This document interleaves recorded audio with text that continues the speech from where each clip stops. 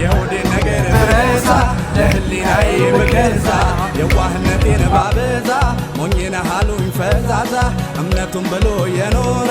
ፍቅርን ይዞ ያደረ ልቡን ለእውነት የሰዋ ሞኝ ይባላል ሆይ ሸዋ መናው ሸዋ መጣው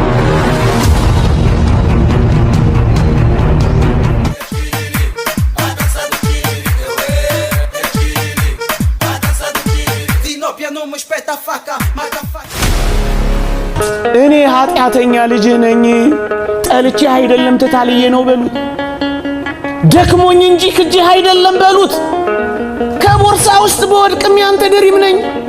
ከመንጋ ውስጥ ብጠፋም ከበጎች አንዱ ነኝ